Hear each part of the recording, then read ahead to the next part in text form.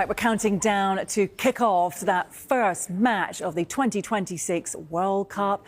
There'll be a few new things to get used to at the tournament, thanks to the introduction of a few new rule changes. So, Michael, you're going to run us through each change, and then Mr. Ref Watch himself, Jay Bothroyd, can give us his thoughts. So, yeah.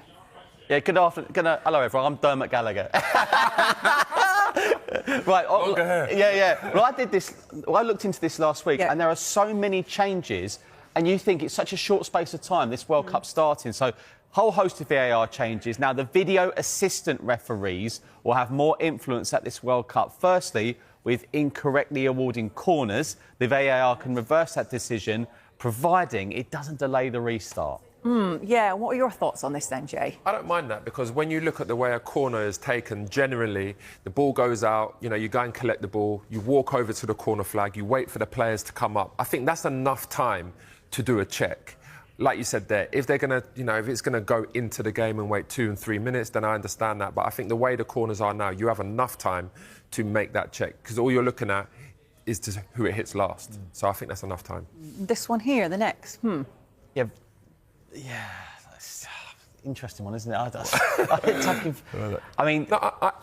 one that jumps out to me, that we recently come across is Arsenal against West Ham. Yes. Oh, yeah. And everyone's talking about Trossard grappling with Pablo, I think it was. Yeah.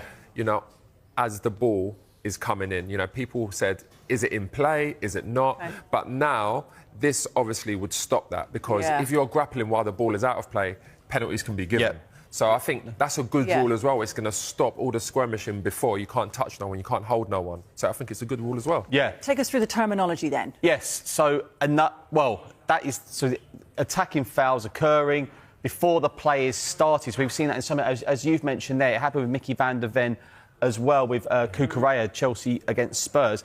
Another new introduction to VAR's powers, if they will also step in if a red card is issued from a second yellow card that is clearly incorrect. Yeah, and I love that one, because we've seen that happen quite a lot, where, it's a second yellow card, and because it is a second, no one can step in. So I like that, because at tournament football, you need to have your, all your players on the pitch, and it can have real big, costly outcomes. So I think that's a good rule too. But it's common sense, isn't it, here, isn't it? Really? This is, me and Dermot have these debates, every Monday, where I'm talking, football has to be common sense. I understand there are rules and you have to play within them rules, but sometimes common sense has to come into it as well. And I think these rules here help with that. And more common sense. Exactly, yes.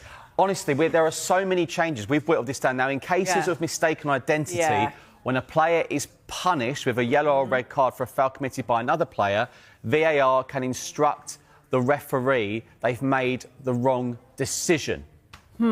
Andre Marriner could have done with this 12 years ago when he sent off Kieran Gibbs instead of Alex Oxlade-Chamberlain. We all remember that. It's the one that comes to mind, isn't it? Yeah, that just goes without saying. If it was Bridget and Dermot, then it's going to be a close one. But no, but I like it. Again, that's just common sense, isn't it? Right? Why wouldn't you have that in there? That's just easy decision, an easy rule to do. So all good. Yeah. I actually really like the new rule changes. I think that's going to bring a lot more clarity to the game. I think it's going to be easier for the officials to make decisions. Yeah.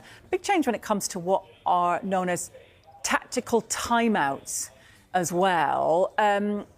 These tactical timeouts, explain this one for us then, Michael. Yeah, so players won't be able to go across to the technical area to get advice from their coaches when a goalkeeper goes down injured. However, there won't be any disciplinary action for those who break the rule. Yes, something that does need addressing in football, isn't it, Jay? Doesn't it? We see it over and over again in the Premier League, but looking to eradicate it from the World Cup. Yes. When we look at all these rule changes, I think a lot of them, especially in our league, have happened. Players, teams are going to take advantage of the rules. Is there a way we can get around these rules?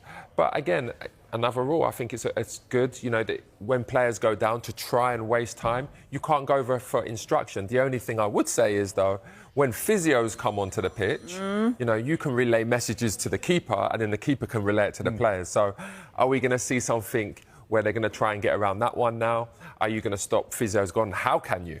You can't really, because if someone goes down injured, you know, you're going to have to go and tend to them. But it's good that the players can't go to the technical boxes. Yeah, this is another topic that kind of wish we weren't having to talk about, really, here. New rule changes, stopping any potential racist comments or any other comments being hidden from view that are not what we want to be hearing. Absolutely, Hayley. Yeah, we'll also now see red cards given to any player covering their mouth with a hand, arm or shirt during a conversation with an opponent. If the conversation is friendly, like you get with players at the end of a game like that sometimes when they're teammates, but if there's any hint of confrontation, it could be a red. Right. Are you happy to see this rule introduced, maybe widespread in... I think it's the only way you can stop players from insulting one another and getting away with it. I said this to begin with, to be honest. As soon as this happened, I said the only way is you got to do a punishment for putting your hands over your mouth. At the end of the day, why would you put your hand over your mouth if you're saying something that is positive? If it's negative, you're going to hide it, right? Because people can lip read. We've seen that now. But I think, again, this is another good rule to stop players saying things that they shouldn't be saying. Yeah, good points, well made.